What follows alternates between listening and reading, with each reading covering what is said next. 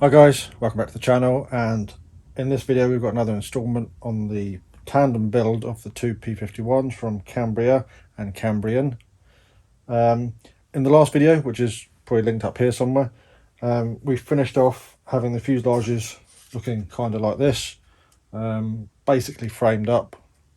But the next stage, well, it's like, that's the other one as well, so that's the same stage. The next thing to do is to start looking at getting a few more bits added to the fuselages. There's at least another 3 formers to go in each, at least, and bring the tail together at the tail end to join it. There are some very small differences between the two in how it's detailed and how it's done.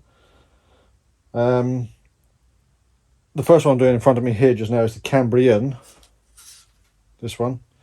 It's going to be tricky to show you one-handed, but there's a former to go in where my thumb is, which would be like the front of the cockpit, and then towards the tail there's another 2 formers to go in where those black lines are, and then the tail will be brought together at the back end and glued.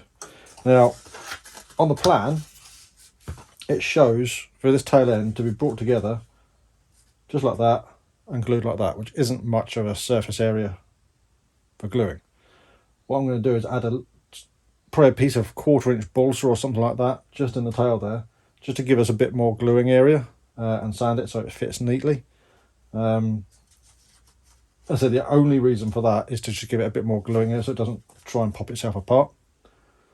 On the Cambria, that has already been thought about, and it already talks about having a piece of balsa in there. I can't remember the sizes of it at the moment, but I'll come to that and film that when I do that one. So for now, I'm going to get the cockpit former in and get that piece of balsa at the tail shaped. Possibly even use a very small piece of trainee edge stock, which I've got knocking around, and sand that and just slip that in the tail. So I'll come back to you in a moment. So the Cambrian fuselage is now at this stage. All of the formers are in. The tail is still gluing up. I've used aliphatic on that and super glue on the other formers. So I'm happy with the start. Oh, sorry, I've got another piece of balsa in the bottom as well, which is a cross member. I think that is, if not all, most of the structure for the fuselage, formers, etc. I think the next stage, I'd have to read through the instructions, but I think the next stages would be starting to get top deckings, sheeting on, etc. But I'll read through that and see. As I said previously in the other videos, the reason for building the fuselages now is so I can get the wings shaped. So I'm going to do everything that I need to on the fuselage to get to that stage, which will allow me to get the wings shaped. Predominantly this area here is what I need squared off, sanded, etc. So as soon as that's dry, I'll be getting that sanded, and I can then put that fuselage aside and concentrate on the wings. But this one's at this stage. The Cambria one is still at this stage, so I'm basically do exactly the same with this one, following their directions. And I know it's very slightly different, so I'll detail that as I go. So on the Cambria kit, the tail end, very slightly different by design. On the Cambrian, I put a little piece of trainee edge stock in the back end to give us more gluing edge, more gluing surface. On the Cambria kit, that comes as designed. So they supply a piece of trainee edge, we just need to chamfer the longerons, which are along this edge, so that the tail end comes together nicely, and then glue in that stern post, let's call it that. The stern post comes all the way up to the top of the rear sheeting, and the sheeting gets glued to it. So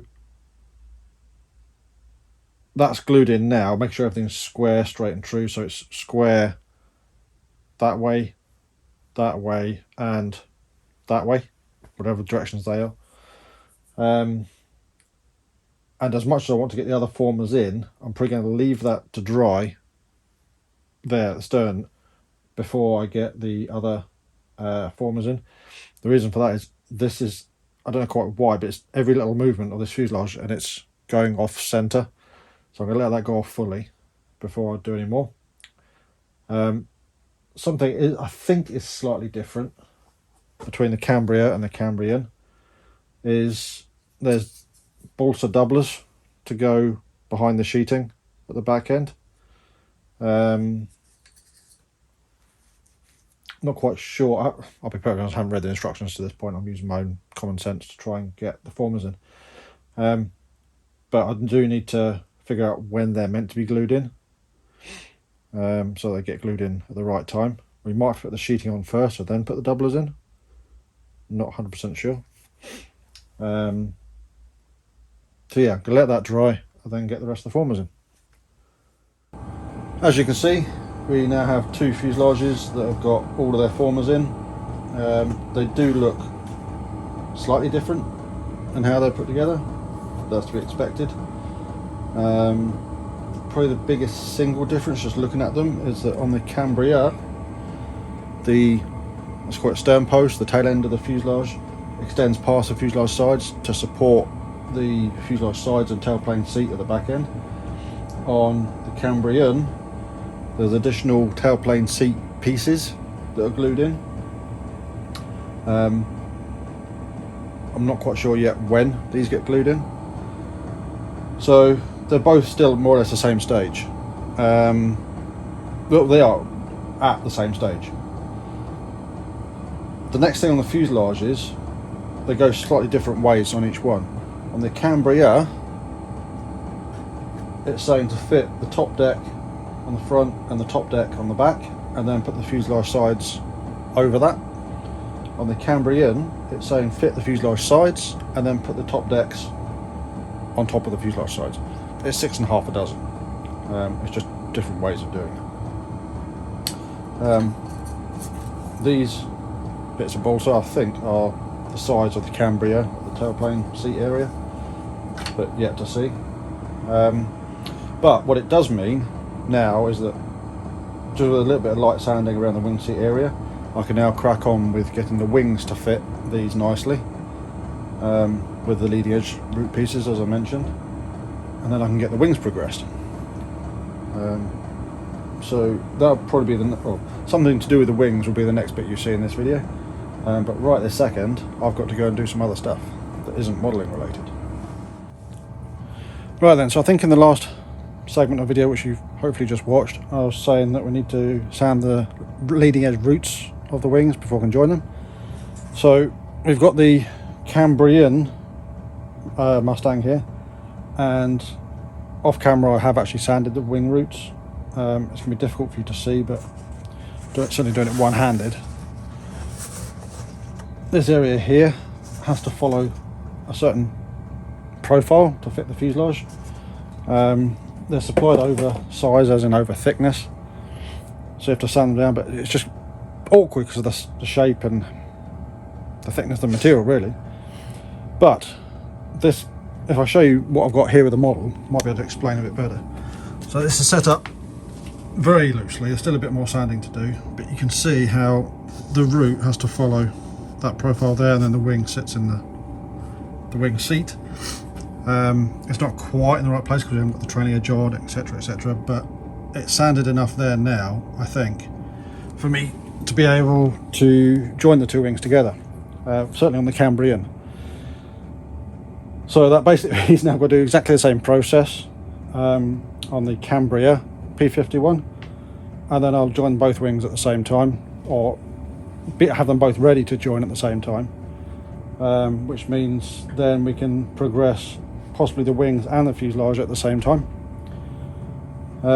So yeah, I'll carry on doing that and come back to you once I've got a bit more sanding done. Right then, the Cambria wing panel roots shaping is now done. There might be a little bit more fetting I need to do to the wing seat just to get them to sit nicely once the wings are joined, but I think it should be good. Couple of things that I've noticed, I might have already said these, I can't remember. The Cambrian is, let's say, built in a traditional way where it's got a foam panel, a sub-trailing edge in balsa and a trailing edge in balsa, and then the aileron's made out of that trailing edge. That's Cambrian. The Cambria, the aileron is cut from the foam panel, because the foam panel goes all the way to what I call a feather edge. So it has a nice aerofoil all the way through. So you'd use a template which is supplied in the kit to cut that out. Come back to that in a minute. The Cambrian, the wingtips don't come shaped, so you've got to shape them to the plan, or whatever shape you want. What I've actually done is I've copied the shape of the Cambria wingtip, just to try and keep them looking the same, or as close to the same as possible. But in doing so, what I was doing was I was putting the two left-hand panels together, shall we say. I've noticed that I can't remember which way around it is now. One wing, bear with me, one wing is shorter span than the other. So this is the right-hand panel for the Cambrian. Let's see if I can do this without breaking anything.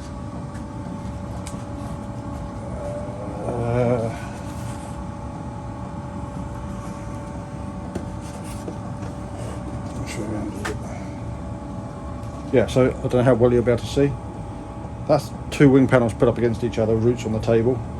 There's a good half-inch difference in the span, which means there's going to be an inch difference overall in the span. At a quick glance, you won't be able to notice that, but it's something I thought I'd mention. Doesn't bother me what sort of span they are. They're about 42-inch span, off the top of it, actually. 43-inch span, as it says on the plan, for the Cambria. I can't remember what it says. Let's have a quick look. Actually, I can't get it out quickly. So that's a very slight difference. What else have I noticed? Tiny little thing so far, but not insurmountable.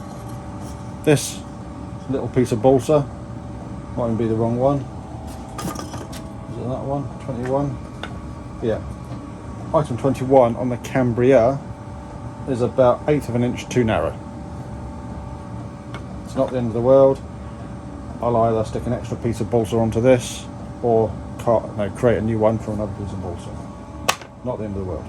Little detail that I found. The only reason I found it is because I thought I'd put the wrong piece in the wrong place, or I'd made a cock up somewhere in the build which made it too wide, which I haven't, because all the forms are in place. So, going back to the wing on the Cambria, the aileron is cut out from the wing panel using supplied template. The instructions are, let's call them generic for each of the Funfighters from Cambria.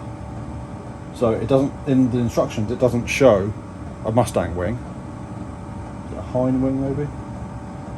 It's a different wing.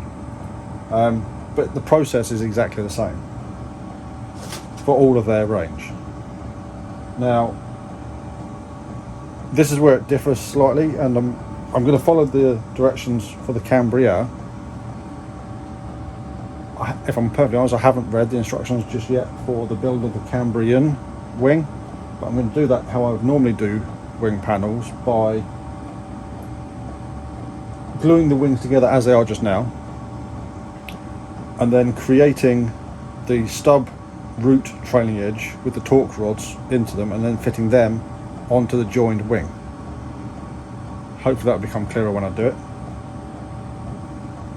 which means I can now join the two wing panels on the Cambrian with epoxy. Because the method is slightly different on the Cambria, it talks about doing the aileron cutout and the torque rods and everything else like that before the wings are joined. So that's the next step for this one. What I'm going to do now, and I'll probably do it off camera, is get the wings joined on the Cambrian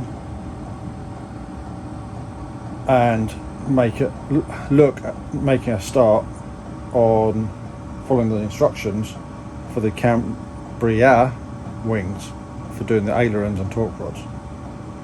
But I suspect that'll be in the next video, because this one's probably dragged on too long anyway. I really am hoping that these builds are beneficial. They're certainly highlighting differences to me and Ewan in the two different builds and two different kits. If you're enjoying what we're doing, give us a thumbs up, it's all appreciated. Pardon me. And if you're not already, subscribe to the channel. It's free, it doesn't cost you anything. If you want to support the channel, and it's a new thing that I've done or activated or whatever, in the bottom corner somewhere, and you've probably been had a flash up somewhere about it, is I've created memberships for the channel, $1.99 a month, and what that gives you is instant access to all of the videos when I put them up. Now I don't mean like before anybody else, in the sense of it'll be a week before or whatever. As soon as I upload the videos, they're available to those members. That could be weeks, possibly, if I got my finger up my backside, months before they're actually released to the general public. It's something I'm trying to see if it works, see if anybody wants to do that. I don't know if it will work or not.